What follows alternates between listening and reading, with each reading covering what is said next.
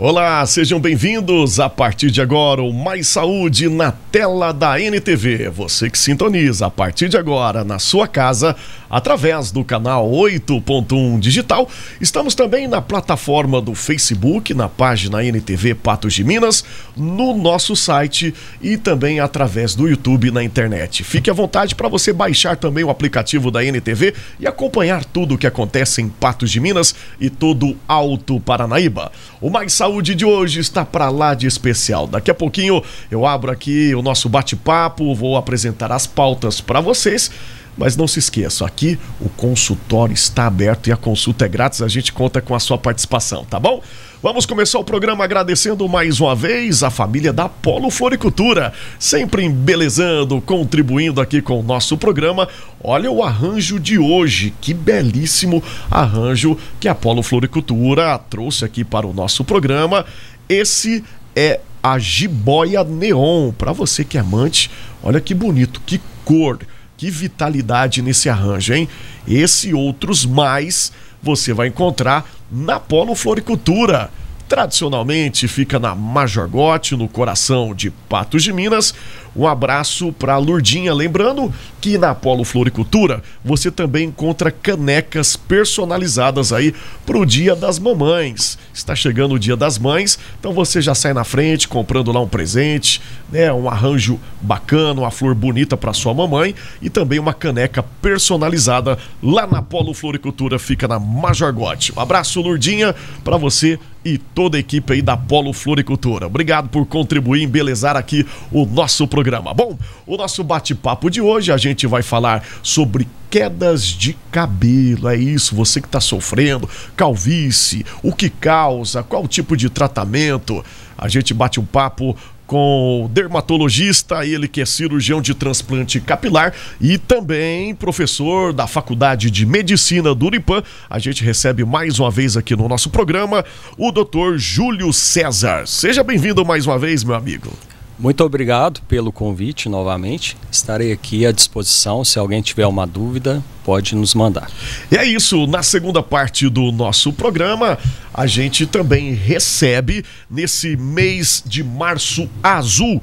É o mês de prevenção do câncer de intestino. A gente bate um papo com a doutora Daniela Nascimento aqui no Mais Saúde. Bom, consultório aberto, participe com a gente através do WhatsApp que está aí na sua tela. A sua pergunta sempre é muito importante. Bom, vamos falar então aqui com o Dr. Júlio César, que é dermatologista, cirurgião de transplante capilar e professor de medicina.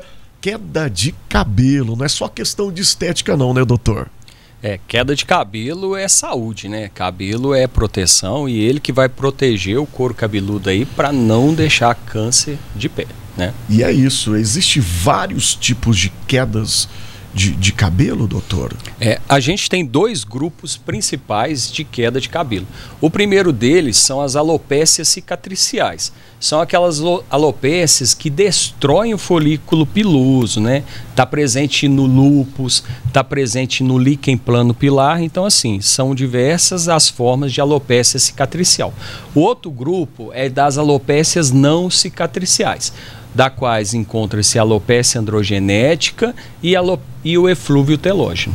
Muito bem, já está chegando algumas perguntas aqui no nosso programa. Você aí de casa, vai participando, vai mandando aí a sua pergunta. Aproveita aqui que a consulta a gente sempre traz os melhores especialistas da área, né? E qual for a área da saúde, a gente está sempre com os melhores profissionais aqui. Você aproveita aí do outro lado para você fazer a sua pergunta. Já está chegando algumas perguntas e hoje, quando a gente anunciou a vinda do doutor aqui no programa, o pessoal ouvinte aí da nossa FM, o telespectador aqui da NTV, o pessoal que acompanha o Patos já também, mandou algumas perguntas que daqui a pouquinho eu repasso aqui para o doutor.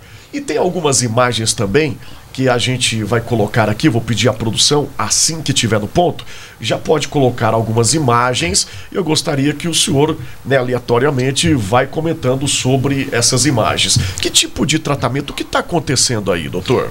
Então, a gente tem diversas formas de alopécia, né? Quando o grau da calvície é muito forte, a gente tem que passar por transplante capilar. Aí tá uma foto do transplante capilar mostrando a gente com implanter, colocando os cabelos e as minhas técnicas de transplante capilar ajustando esses fios. Então, isso seria para um grau de alopécia mais avançado. Ou seja, tem tratamento. Isso é importante. É bom a gente tranquilizar quem está sofrendo, né, com queda de cabelo. Existe tratamento. Existe o tratamento e é possível. Você vê que aí tem um grau de calvície 5, né, que a gente conseguiu restabelecer o cabelo praticamente todo desse paciente. Doutor, esse é o antes e depois. Quanto tempo que para ficar assim novamente, para ficar do lado direito aí da tela? Essas fotos, elas são tiradas com 8 meses de tratamento. Então, após 8 meses, você já tem essa densidade e ainda vai aumentar até 1 ano. Esse grau de queda de cabelo aí, de calvície, né? É o 5? Esse é o grau 5. O grau 5 é necessário a realização do transplante. Mas quem tem uma alopécia inicial, a gente pode tratar com outros medicamentos. No caso desse rapaz aí, ele tem um grau de calvície 2, né? É basicamente as entradas.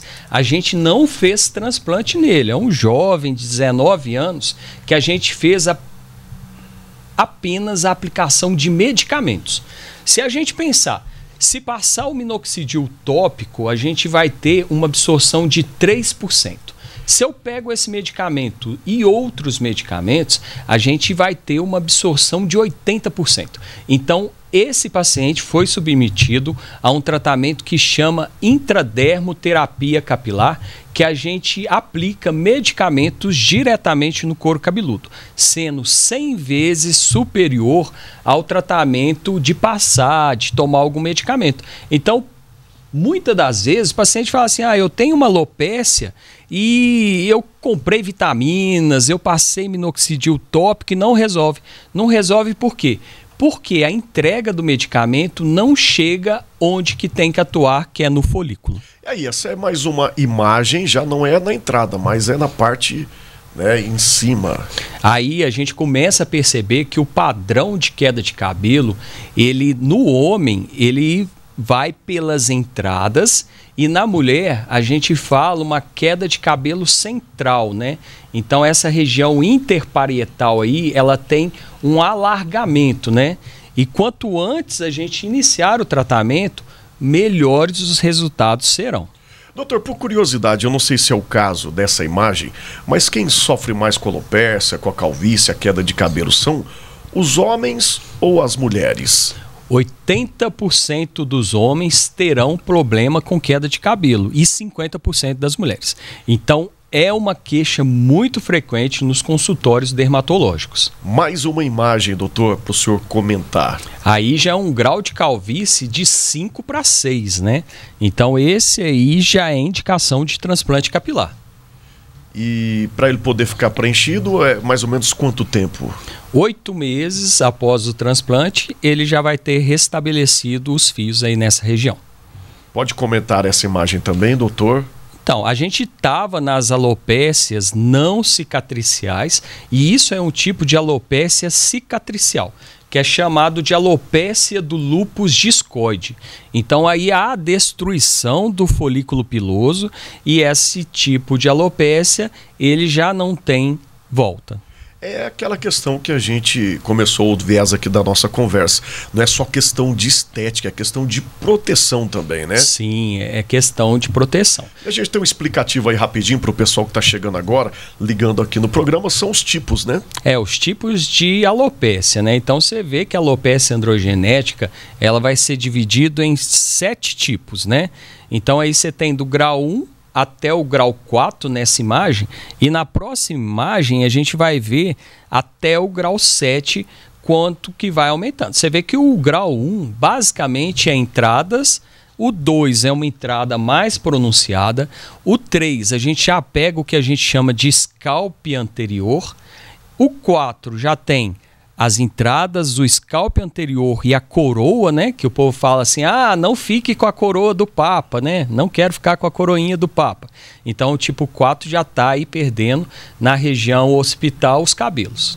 Muito bem, doutor, e ainda existe um preconceito sobre essa estética do calvo. A gente vê que existe alguns memes e a gente tem que falar sobre isso, né, nas redes sociais. Existe muita brincadeira a respeito disso nos dias atuais? É o que eu falo. Tem pessoas que sofrem com esse preconceito. Sim. Então, assim, o bullying, né? Sim, a parte psicológica conta muito. Por isso que eu falo que cabelo é saúde, né? Porque se você não está bem, sua autoestima não está preservada, você não vai ter um desenvolvimento pessoal adequado, né? Tanto no social como no trabalho. Então, cabelo é saúde. Cabelo representa a sua identidade, então a gente tem que manter ele. Então, começou a perder o cabelo, nos procure. Mas procure um médico especialista. E o especialista de cabelo é o dermatologista. Não existe especialidade chamada tricologia. Tricologia é só um cursinho de final de semana. Então, o médico especialista de cabelo é o dermatologista, que é pela Sociedade Brasileira de Dermatologia. Muito bem, antes da gente ir para o nosso rápido intervalo, já vou começar aqui com as perguntas que são bastante a respeito, né, desse tema. A Helena Carla, ela mandou se é questão de genética, é só genética. Então, a gente tem 2 tipos de alopécia, né? A cicatricial e as não cicatriciais. Na alopécia cicatricial, você tem um cunho genético e imunológico. Então, o próprio organismo ataca o folículo. Na alopécia androgenética, a gente tem 2 fatores, que é o genético e o hormonal. Outra pergunta é do Antônio Carlos. Um abraço para o Antônio Carlos, está participando sempre aqui com a gente. Quer saber sobre se bonés e acessórios contribuem aí para a queda de cabelo. Então, a questão do boné é um mito, né? Então, o boné não faz cabelo cair. A mesma coisa da questão de lavar o cabelo. Então, assim, na verdade, você lavar o cabelo e deixar ele limpo é bem melhor do que você não lavar. Lavar o cabelo não faz cair, usar boné não faz o cabelo cair. Muito bem, daqui a pouquinho tem mais mitos e verdades sobre quedas de cabelo com quem tem autoridade no assunto. Dermatologista, cirurgião de transplante capilar e professor da Faculdade de Medicina do Unipam. É o Dr. Júlio César que está aqui com a gente e volta no nosso próximo bloco. Intervalo rapidinho e a gente volta já já aqui na tela da NTV.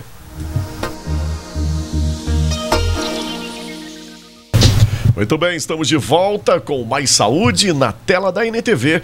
Você sintonizando através do 8.1 e também dos nossos canais na internet. Fique à vontade para você participar com a gente. O programa é feito com vocês, junto com vocês. E a gente volta em mais um bloco recebendo o Dr. Júlio César, dermatologista, cirurgião transplante capilar e professor de medicina da Faculdade Unipam. Bom, a gente está falando sobre quedas de cabelo. Você aí do outro lado pode mandar a sua pergunta. Temos mais alguns mitos e verdades sobre isso, doutor.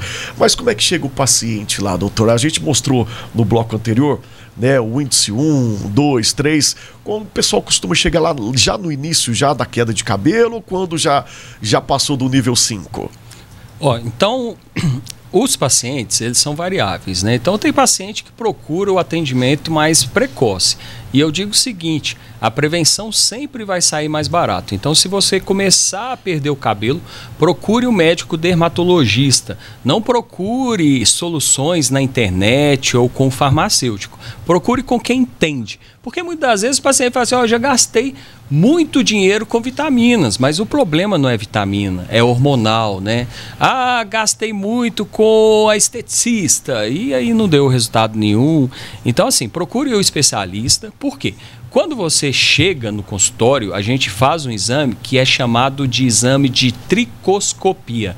A tricoscopia é um exame que eu pego um microscópio e vejo diretamente no couro cabeludo qual a sua doença. E mesmo assim, se for doenças mais raras, a gente pode fazer até uma biópsia de couro cabeludo. E essa biópsia de couro cabeludo só é resolutiva, só tem resultado se for com um médico dermatologista que saiba fazer uma dermatoscopia coerente. A partir desse momento, eu vou estabelecer a prescrição de medicamentos e de tópicos que resolvem assim muito pouco para o tratamento da alopécia e vou ou não indicar o tratamento com os nossos lasers, a foto LED laser terapia. Por quê? Radiação, a foto laser terapia consegue chegar até o folículo, dando resultados excelentes. Agora, por exemplo, só passar o medicamento, só tomar vitamina, isso aí não resolve. Muito bem, importante essa fala aqui do especialista, do Dr. Júlio César, porque é uma pauta, uma bandeira que a gente sempre aborda aqui no nosso programa, em todos os assuntos, todas as especialidades do acesso fácil à internet, Sim. né? A fábrica de sonhos, para falar mais claro para o pessoal de casa, e de enganação, né? O pessoal gasta muito dinheiro com isso e acaba comprometendo a sua saúde. Pode comprar até produtos que danificam ainda mais. Em vez de solucionar, pode danificar. E no caso do nosso assunto de hoje, a queda de cabelo. E no viés dessa conversa, doutor, aliás, a Maria Isabel, nossa telespectadora, mandou aqui pra gente: shampoo com sal ou sem sal influencia? Qual que é a diferença? Em relação aos shampoos, então aí vem outra enganação da indústria farmacêutica, né? Shampoo não faz cair mais cabelo, não faz cair menos. O que vocês têm que atentar é o seguinte: o shampoo deve ser trocado a cada 3 meses. Por quê? Se você tiver com uma quantidade de substâncias de um shampoo e depois de 3 meses você troca o shampoo, é como se esse novo shampoo lavasse os resíduos do anterior. Então, essa troca de 3 em 3 meses é necessária. Muito bem, por isso que é importante também a ida ao especialista do caso, o dermatologista, que eu acredito que lá o doutor vai indicar produtos que vão solucionar, vão contribuir. Sim, sim. Não é isso? Muito bem, tem mais uma perguntinha aqui. Usar química frequentemente influencia na queda? Então, quando se fala de química, a química não faz cabelo cair. A química faz o cabelo quebrar. Então, o excesso de química vai fazer o seu cabelo ter frizz, ter uma queda em relação à quebra, mas ele não chega na raiz do cabelo fazendo ele cair, tá? Então, assim, o uso de químicas, eles devem ser evitados para não dar ponta dupla, para não ter quebra do cabelo, mas não é o agente, não é a causa da sua alopécia. A sua alopécia, provavelmente, ela terá um cunho genético, um cunho emocional ou um cunho hormonal. E muito cuidado para os praticantes de academia, porque antigamente a gente tinha problemas apenas com os homens, né, com o uso dos anabolizantes. Agora está na moda as mulheres usarem anabolizante também. Então eu indico para os meus pacientes sempre produtos que não têm hormônios. Então a gente consegue ganhar massa magra sem o uso de anabolizantes. Então tem como. Olha, é importante, tudo influencia, acredito que até a alimentação, então, né, doutor? Sim. Influencia, contribui ou traz malefícios ou benefícios. Sim, uma alimentação que não é adequada, o que vai ocorrer? Vai aumentar os radicais livres, né? Então, os radicais livres presentes no organismo vai danificar tanto a pele quanto o cabelo. Ele vai, através da corrente sanguínea, chegar no folículo e exterminar esse folículo.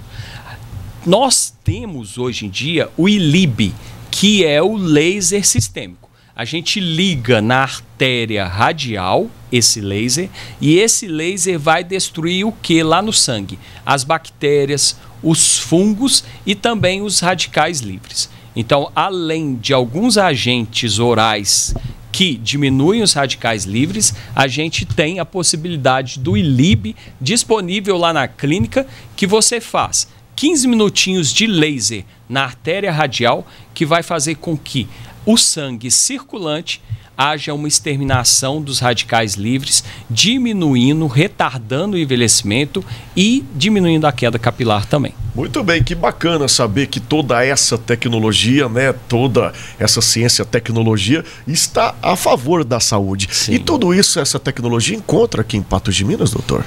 Então, já está disponível? Sim, sim. Eu trouxe de Belo Horizonte todo esse arsenal. Então, o que a gente tem atualmente aí de mais moderno? Eu não digo no Brasil, eu trouxe de Belo Horizonte diretamente produtos do mundo inteiro. Então, por exemplo, Consultei um paciente, vi a necessidade de, além de medicamentos, fazer a aplicação da intradermoterapia, eu posso utilizar o meu laser. Esse laser, quando eu comprei em Belo Horizonte, só tinha em Belo Horizonte e no Sírio-Libanês. Atualmente pode ter em mais lugares, mas até um ano atrás só tinha nesses 2 locais. Agora esse laser eu trouxe de Belo Horizonte para Patos, então teoricamente tem só aqui em Patos e no Sírio-Libanês. Outra coisa, eu posso utilizar até células tronco capilar, isoladas lá em Luxemburgo, na Europa. Então, assim, um dos países mais ricos da Europa fornece para a gente como se fosse sementinhas que serão plantadas no couro cabeludo e que dará origem a novos folículos. Além disso, no Congresso Mundial de Transplante Capilar de 2 semanas atrás, foi lançado os exossomas, mais uma tecnologia de cunho que vai representar aí em torno de 150 vezes mais potências que as células tronco no combate à calvície. Isso é tecnologia, e a gente tem aí alguns vídeos que o doutor trouxe aqui, disponibilizou. A gente vai pedir para a produção colocar, e eles contêm áudio já na explicativa, é isso? Sim, ele tem Vamos áudio. lá, produção, assim que puder já pode colocar aí o pessoal de casa acompanhar. Vamos para a segunda parte, que é o tratamento através da intradermoterapia capilar, onde nós utilizaremos 5 tipos de medicamentos. Esses 5 tipos de medicamento aumentam a eficácia do tratamento em 100 vezes, na qual a gente vai pegar os medicamentos e injetar diretamente onde ele tem que agir. Quer fazer um comentário sobre esse vídeo? Então, esse vídeo aí, ele vem mostrar o procedimento de intradermoterapia capilar. A intradermoterapia capilar, a gente usa apenas uma agulha que a gente vai introduzir o medicamento diretamente no couro cabeludo. Ele é muito mais superior que o MMP. O MMP, ele usa 16 agulhas, mas essas 16 agulhas, elas chegam numa camada muito superficial. Então, o intradermoterapia ainda é a tecnologia mais empregada no combate à calvície. Doutor, e falando de agulha, para quem me conhece, já acompanha aqui o programa há um bom tempo, sabe que eu tenho aquele medo normal de muita gente tem esse medo. Quero fazer a pergunta óbvia e básica aqui para o doutor. É indolor? Ou é suportável? É muito tranquilo. Eu digo que em 12 anos não teve um paciente que virou e falou assim: eu não suporto, vamos parar com o procedimento. Não, todo mundo vai além. As mulheres, principalmente as que já tiveram filhos, elas falam até assim: ah, doutor, eu vou até dormir aqui. É uma agulha muito pequena, é uma agulha menor que a do Botox, que a gente faz microinfusões. Além disso, a gente mistura nessa mescla que a gente chama anestésico. Então é algo muito tolerável. Até os homens, que geralmente têm um limiar de dor mais alto, toleram super bem. Muito bem, a gente tem mais um vídeo aí, acredito que seja um, acho que é o manuseio mesmo, é isso? É a fototerapia. Vamos lá então, produção, pode colocar na tela aí. Hoje estamos aqui com uma das nossas colaboradoras, porque todo mundo precisa tratar dos cabelos, né? E na nossa equipe não seria diferente.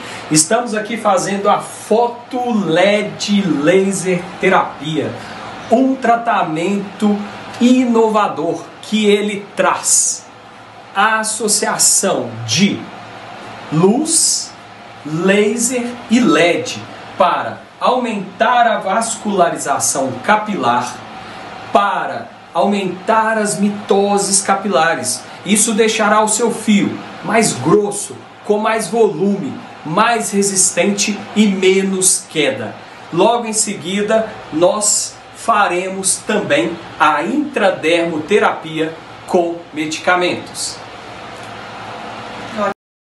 Bem, muito bem explicado já aí no vídeo. Tudo isso à disposição aqui em Patos de Minas. Então, nós temos aqui atualmente na Clínica da Mulher, onde eu estou alojado nesse momento, toda essa tecnologia à disposição com custo acessível, muito possível de ser realizado. Em breve, daqui provavelmente setembro, outubro, estaremos lançando a nossa primeira clínica, que será ali no alto da Fátima Porto, tá? Essa clínica, ela terá um nome específico da dermatologia e daqui 2 anos teremos o nosso centro médico de 18 andares lá no bairro Boa Vista. Que estrutura fantástica! A gente sempre comenta dessa estrutura que está chegando em Patos de Minas. E hoje o programa está muito participativo. Para a gente ir finalizando aqui a participação do doutor, mais uma telespectadora mandou: oi, boa tarde, alopécia tem que ter um tratamento para o resto da vida? Depende da alopécia que a gente está falando, né? Se falar das alopécias cicatriciais, do lúpus, do líquen plano pilar, o tratamento é para o resto da vida e tem que ser seguido pelo dermatologista e o reumatologista. Agora, no caso de eflúvio telógeno, que é aquela queda depois, por exemplo, você teve uma virose, você teve um quadro bacteriano, você teve uma cirurgia, depois de 3 meses você vai ter uma queda muito pronunciada. E essa queda muito pronunciada é chamada de eflúvio telógeno. Então é momentâneo, tratado com dermatologia, retorna. A alopécia androgenética é um quadro que tem que ser controlado da mesma forma que uma pressão alta. Então é algo tranquilo de se controlar. A gente começa com a aplicação dos medicamentos. O cabelo que retorna, ele é seu. Se continuar com o medicamento, esse cabelo só vai continuar aí com você, cada vez mais forte, cada vez mais resistente, cada vez aumentando mais a sua autoestima. Então, não espere ter a queda, não espere necessidade de transplante, mas se necessitar, a gente está aqui também. É isso, é bom saber que a gente tem um profissional sempre ali pertinho, né? Saber aonde ir, esse também é o intuito aqui do nosso programa, guiar aí a você, telespectador, para o lugar certo. Bom, a última pergunta aqui é o Gaspar. Caspa é sinal de quê, doutor? O pessoal deu uma variada aí um pouquinho nas perguntas, mas o doutor tá aqui sempre muito simpático e disposto para responder para você aí de casa. Caspa, quem tem caspa? O que significa a caspa? Então, a caspa trata-se de 2 doenças diferentes. Se você está falando de uma caspa seborreica, grossa, você vai estar pensando no quê? Na dermatite seborreica. Então, a dermatite seborreica vai ter um certo tipo de tratamento. Agora, se você está falando daquela caspa farelenta, tipo... a gente chama de sinal da vela. Essa caspa é da psoríase. Então procure um médico especialista da Sociedade Brasileira que tenha título para te tratar, ok? Certinho, então, ó, procure sempre os melhores profissionais. É assim que a gente fecha o nosso bate-papo. Muito obrigado, doutor Júlio César, pela contribuição, trazendo dicas e trazendo inovação aqui para toda a região. Aonde que encontra o doutor Júlio César, mais uma vez? Fique à vontade. Agradeço novamente o convite. Sempre que precisar, estarei aqui à disposição. Atualmente eu estou na Clínica da Mulher, na Avenida Paracatu. E quem quiser me encontrar, tem um link lá no Instagram. O meu Instagram é Dr. Júlio Dermato, tudo junto. É só entrar no Instagram, lá na bio, você clica que vai ter o telefone da clínica e nós estaremos lá à disposição para te oferecer o tratamento, o melhor tratamento para o seu caso, o mais tecnológico, o mais resolutivo e a excelência que a gente praticava em Belo Horizonte, atualmente a gente pratica aqui em Patos de Minas. E é isso, vai mais cedo, não espere chegar como a gente apresentou nos casos aí de hoje, né, nas imagens, no nível 7 não. Quanto mais cedo, melhor, né, doutor? Essa é a dica. Quero mandar um grande abraço para Renata, que é a grande assessora, parceira aqui do nosso programa, do doutor Júlio César também. Muito obrigado, sempre muito educada, muito disposta para nos orientar aqui. Doutor, mais uma vez, obrigado, todo sucesso. E a gente se encontra mais vezes, sim. Tá bom? Você aí de casa, não sai daí, porque a gente vai para um rápido intervalo e a gente vai falar sobre o mês, esse mês do Março Azul, que é o mês de prevenção do câncer de intestino. E a doutora Daniela já está aqui no estúdio com a gente para um bate-papo muito interessante, contando sempre com a sua participação. Vamos girar o nosso rápido intervalo e o Mais Saúde volta já já aqui na tela da NTV. Muito bem, estamos de volta com o Mais Saúde na tela da NTV. Você sintonizando no 8.1 e também através da internet. Participe com a gente, o programa de hoje está muito especial. Todos os meses é uma cor diferente, o nosso programa sempre traz especialistas das áreas, né, defendendo aí a bandeira do seu mês. Lembrando que saúde não importa também o mês não, viu gente? Não importa a cor, todos os dias a gente tem que cuidar da nossa saúde. Mas esse mês de março é o Março Azul, se comemora o Março Azul, que é o mês dedicado à prevenção do câncer de intestino. Eu tenho o prazer e a honra de receber aqui no nosso programa, prazer conhecê-la também, a gastroenterologista Daniela Nascimento. Doutora, prazer recebê-la aqui no nosso programa. Tudo jóia, prazer é meu. É um prazer muito grande. A gente vai falar de um mês importante. A gente está chegando no finalzinho do mês de março, né? Como eu disse, é importante a gente falar sobre essa pauta nesse mês, mas todos os dias e todos os meses a gente tem que falar de prevenção, tem que falar de saúde, principalmente da doença do câncer, né? Sempre.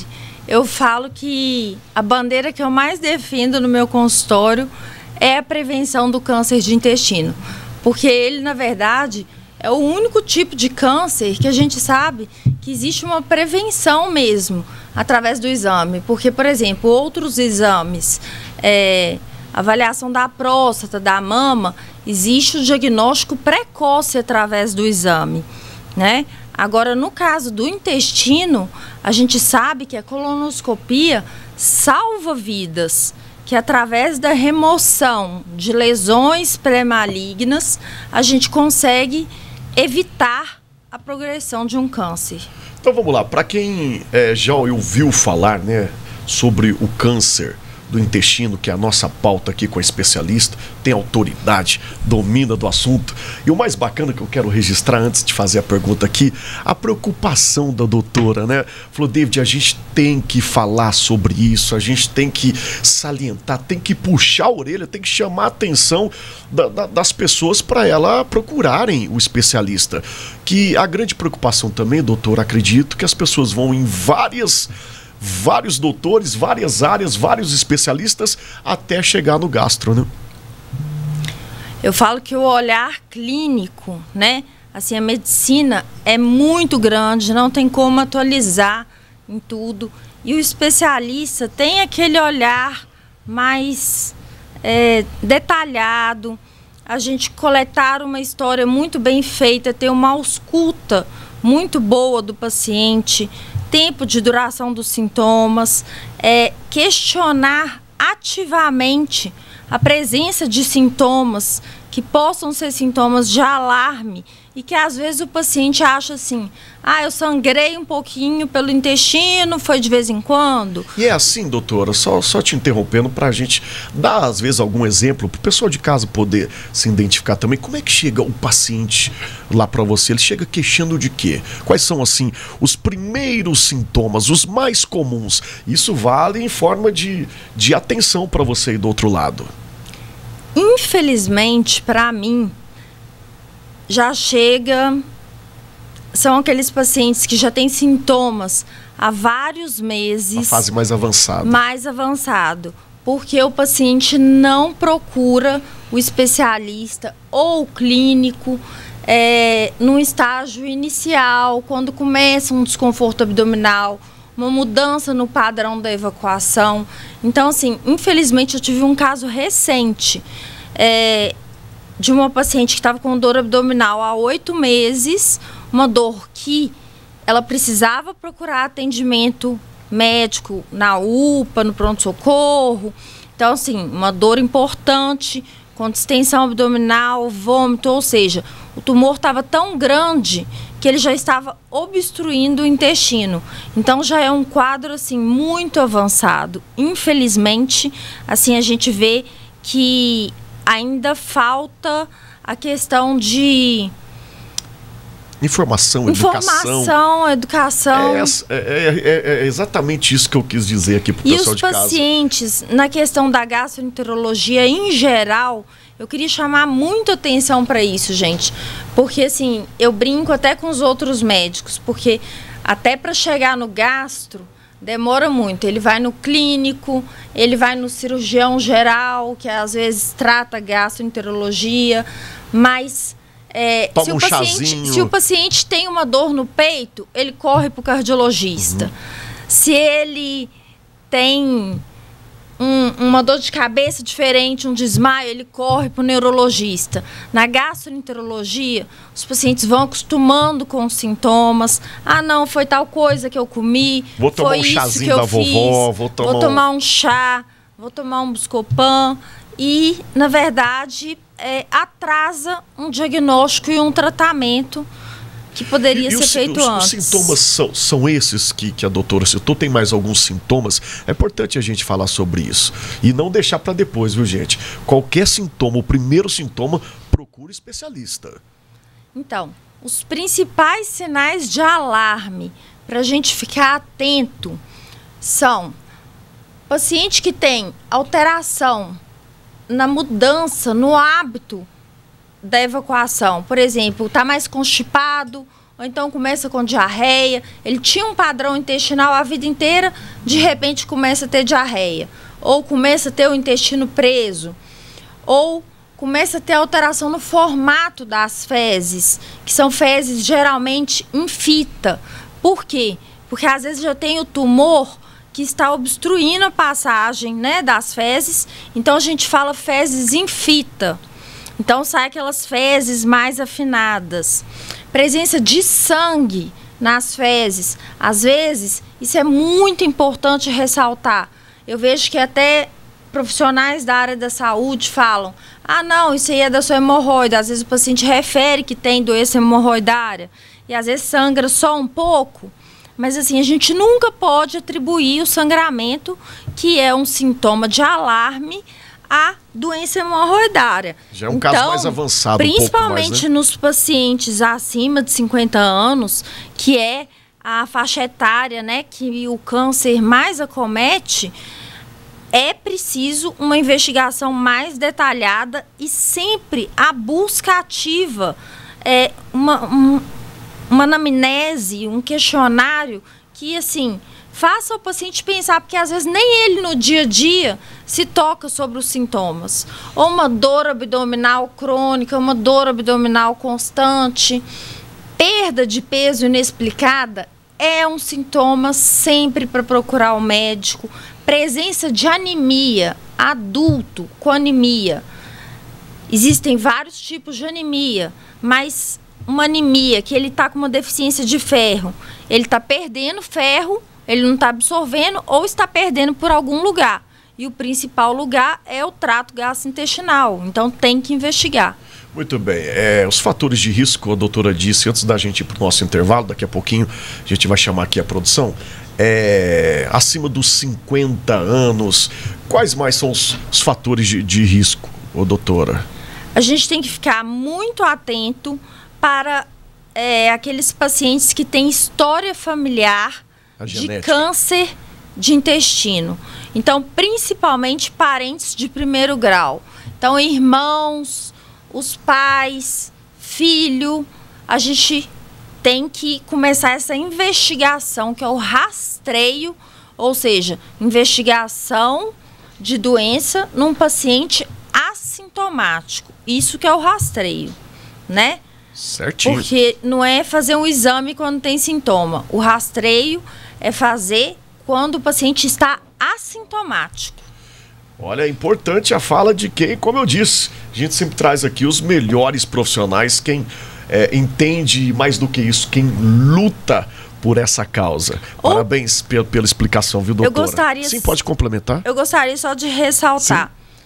Outros pacientes que têm fator de risco muito mais aumentado para câncer de intestino são pacientes que já têm doenças inflamatórias crônicas, doença de Crohn, retocolite, doenças na família que tem vários pólipos, pacientes obesos, sedentários e aqueles que têm uma dieta rica em alimentos processados, rica em carne vermelha, pacientes que fazem o uso de quantidade grande de bebida alcoólica.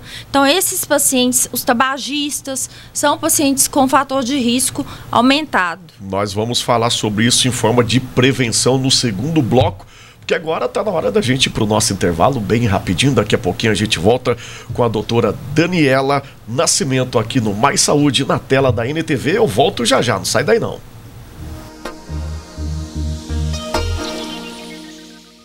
Estamos de volta aqui na tela da NTV, em pauta o Março Azul. É o mês de prevenção do câncer de intestino. Olha, e o nosso WhatsApp vai aparecer aí na tela para você mandar a sua pergunta, para você ficar à vontade. Eu já quero começar, né, esse bloco com a pergunta quando a gente falou que ia abordar esse tema aqui no programa. Os ouvintes da nossa FM, os telespectadores já mandaram algumas perguntas, doutora, mas a gente vai falar também de prevenção. Enfim, participe aí com a gente.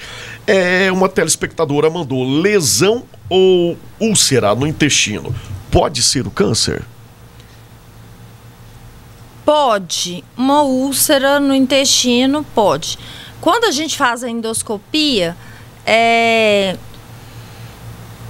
no intestino delgado pode ter úlceras, mas as úlceras, a gente tem algumas características que sugerem de ser benigno ou maligno. Agora, no intestino grosso, geralmente são lesões mais como massas, vem apresentando mais como tumores mesmo. Mas vale salientar para ficar aí um pontinho de interrogação e a tecla. A gente volta a apertar a tecla. Procure o especialista sempre, sempre, sempre. Bom, doutora, a gente estava falando aqui em off também que o número vem crescendo, né, de diagnóstico com câncer no intestino. Isso. Infelizmente.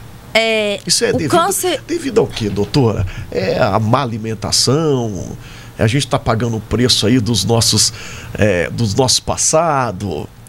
É mais ou menos por aí? O câncer de intestino sempre esteve entre os primeiros da lista, né, de incidência do câncer. E o câncer de intestino é o mais comum do trato gastrointestinal. Hoje, a gente está percebendo que o câncer está atingindo pacientes mais jovens, abaixo de 45 anos. A gente viu alguns artistas, a Preta Gil teve o câncer de intestino, e ela mesma faz uma entrevista e alerta as pessoas que ela teve alteração no hábito de intestino, dor abdominal, ela fala sobre as fezes em fita. Então, assim, e é justamente, acredita-se justamente que seja pelos maus hábitos de vida, né? Tanto o sedentarismo quanto a questão da alimentação. Da alimentação. Pô, é impressionante. Todos os especialistas, doutores que a gente traz aqui no programa falam sobre alimentação, tanto que é importante a gente ficar atento a isso e tentar se alimentar cada vez melhor. Bom, gostaria de perguntar para a doutora aqui, a doutora Daniela Nascimento, que é a nossa convidada de hoje, quando fazer o rastreio e quem deve fazer o rastreio? Então, isso é muito importante. O rastreio, o que significa a palavra rastreio? É a gente investigar, fazer o exame em pacientes assintomáticos. É procurar buscar antes de encontrar uma doença. Então, no câncer de intestino, já está comprovadamente, assim, cientificamente, que o câncer de intestino, através do rastreio, a gente evita o câncer. E quem deve fazer? Antes, as sociedades brasileiras de gastro, de cirurgia do aparelho digestivo, de endoscopia, a recomendação mundial era a partir dos 50 anos, todo mundo deveria fazer o rastreio. Hoje, várias literaturas já têm colocado a partir de 45 anos, justamente pelo aumento da frequência do câncer de intestino em pacientes mais jovens. Nos pacientes que têm doenças inflamatórias, doenças intestinais crônicas, esse exame vai ser individualizado de acordo com com a doença e conversado juntamente com o médico. Nos pacientes que têm parente de primeiro grau acometido com câncer de intestino, essa investigação deve ser realizada antes, ou a partir dos 40 anos, ou 10 anos antes do caso índice. Por exemplo, se o pai teve o câncer com 40 anos, o filho deve começar a investigar com 30 anos o câncer de intestino. Muito bem, tá muito bem explicado. É em forma de alerta para você aí do outro lado. Bom, e o medo do exame da colonoscopia? O pessoal ainda tem um preconceito, um medo, doutora, desse exame? Olha, eu não sei se é porque a bandeira que eu defendo no meu consultório, e eu brinco com meus pacientes, quantos anos você tem? Daqui você não sai sem um pedido de colono, não. E eu acho que através da informação e da conscientização, e quando você explica sobre o exame, felizmente no meu consultório eu posso falar que assim, praticamente ninguém se recusa a fazer o exame. Antes se existia muito, né, o estigma, principalmente homens não queriam fazer o exame, mas as pessoas ainda têm medo de complicações da colonoscopia. Todo exame invasivo tem os seus riscos, mas a colonoscopia é um exame muito seguro, é feito sob sedação, o paciente não sente dor, é um exame rápido e... Qual que é a duração, doutora? Uns 15 minutos, mais ou menos. Que pode salvar a sua vida, pode salvar vidas.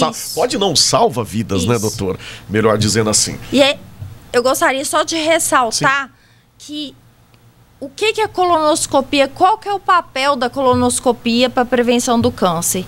Por quê? O câncer de intestino, ele surge principalmente a partir de lesões pequenas, que são os pólipos, que são como verruguinhas que se formam no intestino e que está associada também, a gente vê no consultório, quem tem mais pólipo? Aquele paciente obeso, que bebe muito, que fuma, que não come fibra, que é sedentário. Os pacientes mais saudáveis, que têm um hábito de vida mais saudável, quase que não se encontra pólipo. Lógico que a gente não pode colocar isso como uma regra, mas a gente, vendo isso todo dia, a gente percebe. Então, através desses pólipos, através da colonoscopia, esses pólipos já são ressecados e analisados através da biópsia, e a gente vê o risco dele se transformar ou não em câncer. E a partir daí, a gente vai fazer um segmento de acordo com o tipo de pólipo e a quantidade de pólipo que foi encontrado durante o exame. Muito bem, chegando muitas perguntas aqui, o nosso tempo é curto. Depois a doutora vai voltar em outro programa, né, para a gente abordar esse tema. Estou à disposição. Aqui, ó, boa noite, tenho dor abdominal, faço massagem, enfim, daqui a pouquinho eu mando aqui para a doutora para ela responder, porque a gente tem uma pergunta aqui na frente, o nosso tempo é curto. A Luiz está perguntando: o uso contínuo de remédios, zóis, omeprazóis, pantoprazóis, isso pode gerar esse câncer no intestino? O câncer de intestino não, mas assim, eu falo que eu sou a gastro que menos prescrevo prazóis. Hoje a gente se tinha que os prazóis, eles eram muito benignos e sem risco nenhum.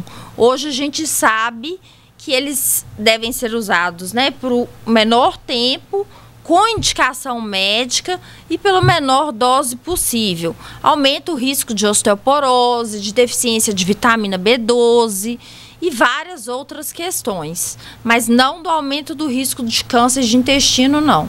Muito bem, a gente resta só um minutinho para a gente finalizar o nosso bate-papo aqui, doutora.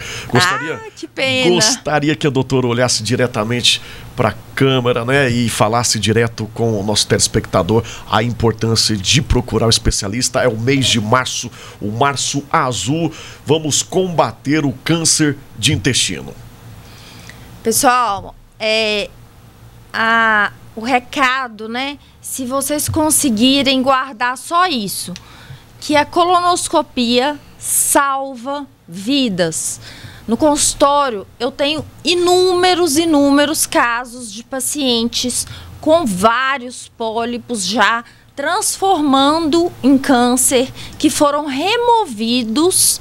E aí o paciente, a gente vai fazer esse acompanhamento e ele ficou livre de ter um câncer, de ter que passar por uma cirurgia, uma complicação, quimioterapia, radioterapia. Ou seja, a colonoscopia, ela realmente previne o câncer de intestino.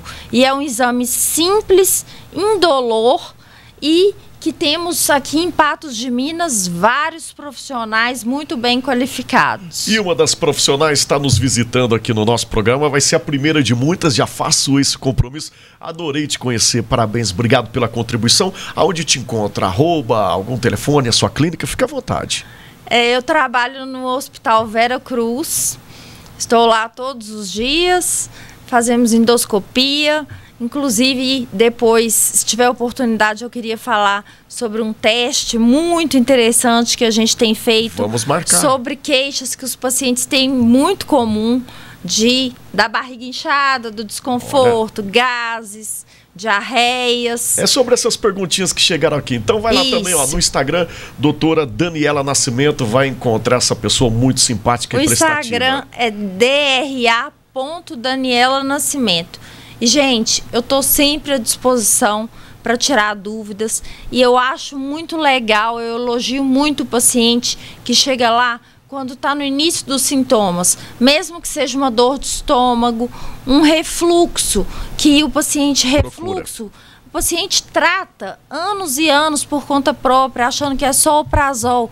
Existem complicações, o refluxo crônico também pode causar o câncer de esôfago. É isso, pessoal de casa. Vou salientar mais uma vez, procure sempre o profissional especialista. A você de casa, o meu muito obrigado mais uma vez pelo carinho, pela enorme audiência. Te cuide e até o próximo programa.